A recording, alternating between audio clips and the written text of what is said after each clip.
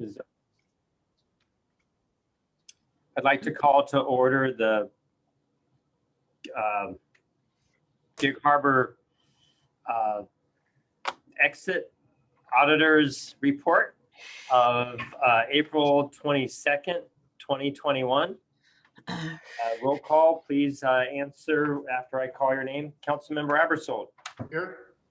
Councilmember Franich. Okay. Councilmember Himes. Here. Councilmember Markley. Here. Councilmember Rodenberg. Here. Councilmember Wook. Here. And I believe, is there a reason Councilmember Dinson's not on this list? Okay, Councilmember Dinson. And I think she couldn't make it. This is Mayor Kuhn. We have our City Administrator, Bob Larson. Here. Our Finance Director, David Rodenbach. Here. Our Accountant, Jackie Heckler. Here. Thank you. And our Assistant City Clerk, Open Government Administrator, Josh Stecker. Here. Thank you. With our state auditors, we have Carol and Zach. Thank you for providing the meeting for us. Good afternoon. Good afternoon. Go ahead and I'll let, I believe, Carol take over. Zach, you're going to take over and put the presentation up. Ready?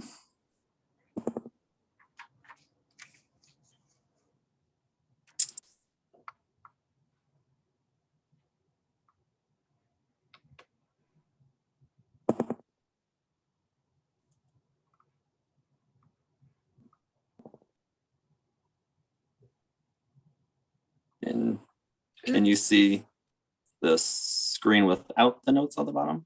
Nope. It's the other one. Yeah. Zoom is a little different than our normal Teams platform.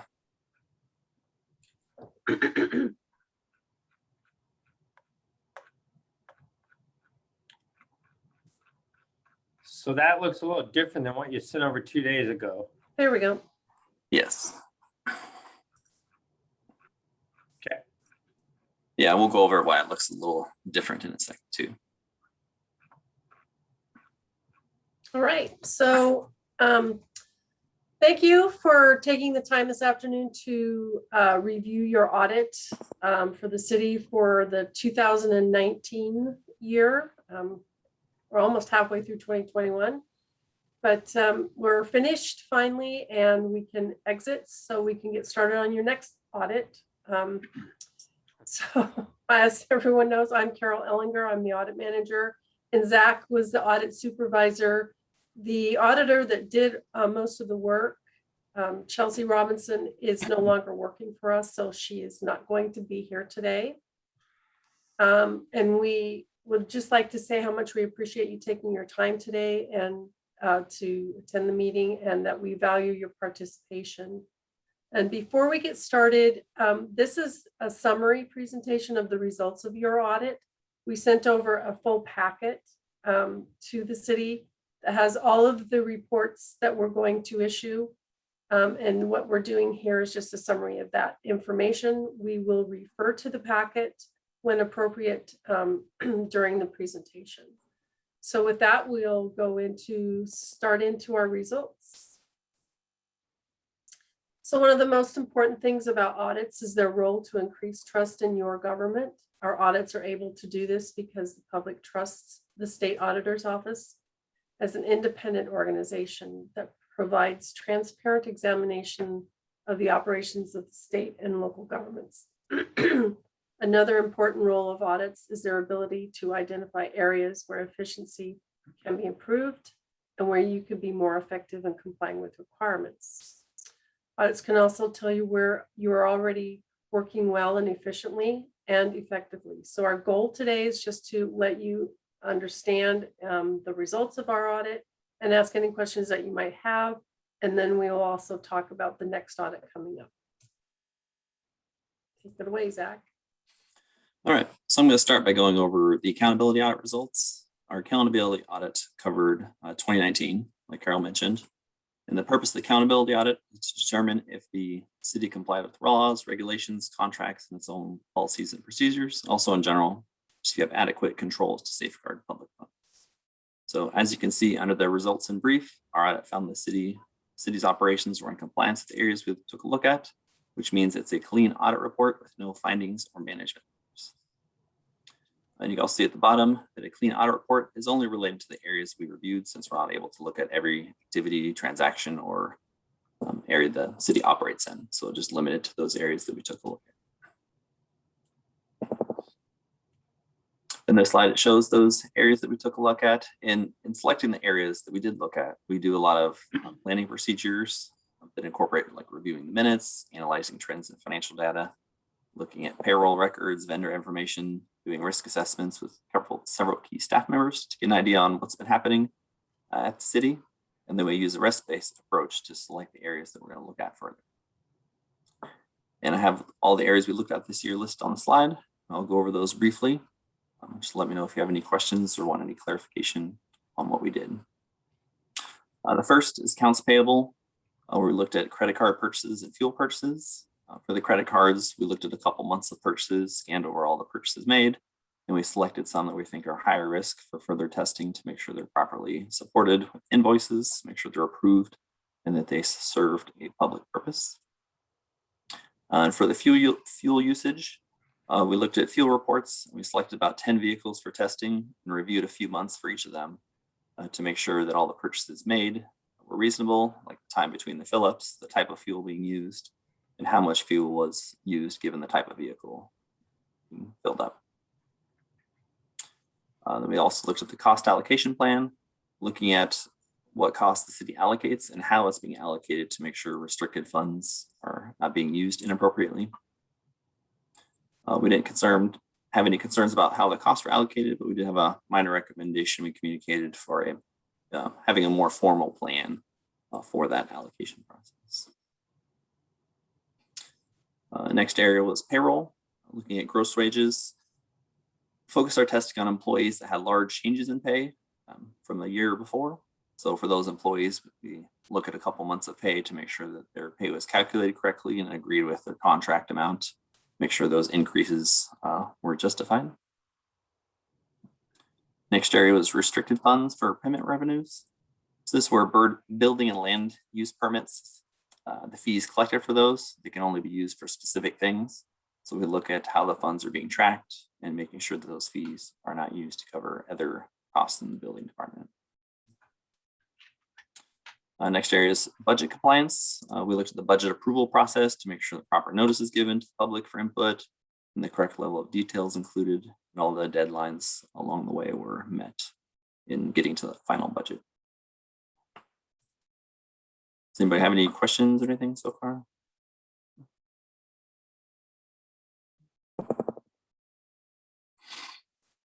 So next, the financial statement audit results. We did a financial statement audit, also covered 2019. And the objective is to issue an opinion as to whether the statements can be relied upon to make decisions. Like for bond rating agencies, bondholders, and any other users of the financial statements. We're pleased to report that we're issuing an unmodified, which is a clean audit opinion on the city's financial statements. This is the audit opinion you want to receive. Provide assurance that they're fairly misstated and there's no material errors in them. And additionally, it's important to note that our audits are conducted in accordance with government auditing standards, which require us to gain an understanding of the city's internal controls or the process that goes into preparing the financial statements. If we were to identify any issues with that process, we'd have to bring those to your attention. We didn't come across any of those during the audit, so it's a clean audit report. In relation to our financial statement audits, professional standards require us to share with you if there are any uncorrected misstatements that remain in the audited financial statements. And this is because if there are errors, minor errors, they're not required to be corrected since they wouldn't change our opinion, but they are something you should know about since there are remaining errors in the statements that will be included in our audit report.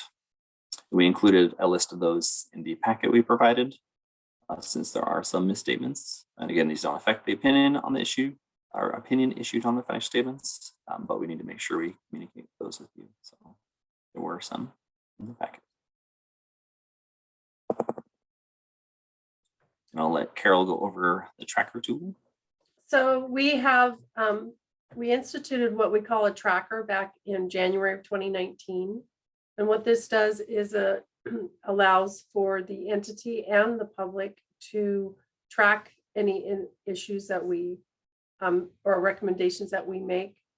So for the public facing portion of the tracker, they show any findings and the public can look at the findings, and the city has the opportunity to go into the tracker and in real time put any information in the tracker that you would be using to address any findings that we have for issued to the city.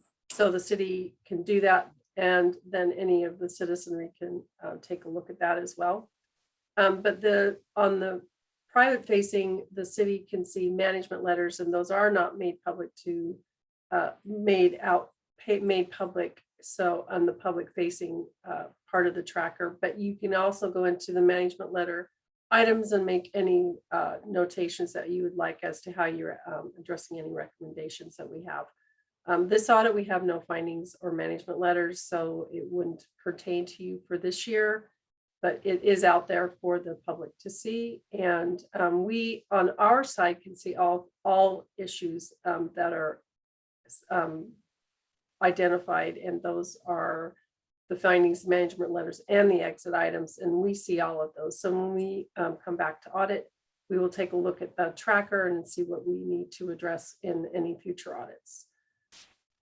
So there is there's some information in the packet about the tracker and how to use it and how to utilize it. And you can also, if you want to look at other cities or other entities, you may go out as on the public facing and see what's going on out with other organizations as well. So any questions on that? Okay, great. All right, I'd just like to mention that our audit costs were in alignment with our original estimate given at the entrance, and your next audit's going to be done in the fall later this year. And it'll be the same scope for accountability and financial statements. And the exit packet has a estimated cost for that audit. Your report should be published the next 1 to 2 weeks on our audit website. And something that's a little different this year is instead of attaching a copy of the report in the email, you will just have some instructions on how to go to our website to get it, to follow cybersecurity best practices. We're trying to reduce the amount of links and attachments we send out in emails. In addition, we'll also be sending out a customer service survey. So we encourage you, as well as anyone else that participated in the audit, to fill out the survey. And we look at the feedback they receive from those and make corrections or changes as needed as well. We'd just like to thank city officials and staff for all the timely communication throughout the audit process, in particular Dave for cooperation during the audit. This was the first remote audit, so it's a little different process to go through the audit and get records and everything else. No way, I'll know that minor delay getting some payroll records, but other than that, everything was pretty smooth. So, you have a question there, Bob? I just wanted to ask the mayor and council if I could speak about the staff who were involved. I want to recognize, I know Dave is the forward face, if you will, as the director of this, but there are several people that obviously assist and support this throughout the year and into the audit. And I want to recognize Jackie O'Clair Tomlinson, Janice Gibbard, Peggy Wright, Michael Williams, they're all in the finance group, as well as Linda Gratzer. And I need to say this also, that I know that the auditor has got scheduling issues with some of their own internal processes, and I can certainly appreciate that. At the same time, I know the city was asked at a very difficult time of the year when we normally would be carrying over from one fiscal year to the next and we provided great support and services to the auditor's office. I need that needs to be acknowledged as well. We were right in the middle of obviously getting our financial records in order from one year to the next, as well as our payroll records, and getting a new year started. And I think that created an extraordinary burden on our staff, but they are very capable and very able, and they followed through very promptly and got all the information and the data and the record that the auditor had asked for. So I just want to acknowledge that as well on behalf of the staff. Thank you, Bob. How do we know that, how do we have a guarantee, or somewhat, and there's no guarantee, that our city audit, since it's going to be on a site, won't be hacked and changed by hackers? So it's posted somewhere, and then someone goes in and hacks it and changes it, and then people see fake numbers or fake information that's not there. Are there secure measures to the best of your knowledge?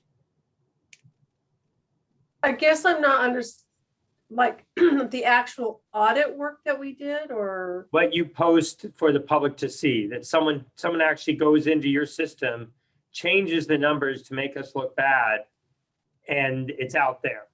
so the only way into our tracker system is through it's called Secure Access Washington. So you have to have a secure access identification to go into the tracker.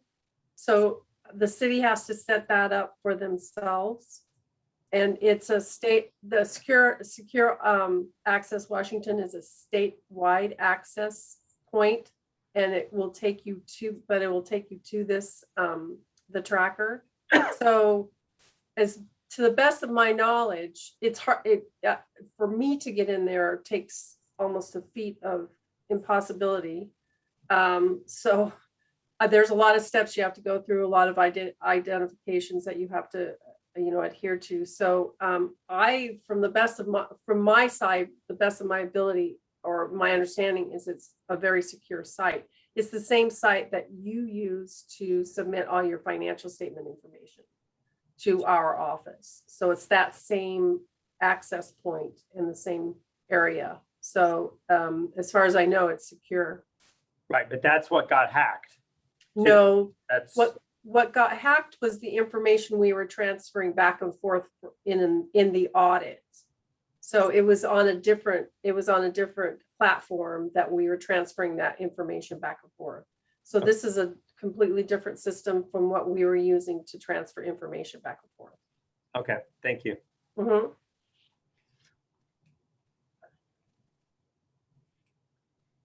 Any other questions? Well, we'll see you later this year then.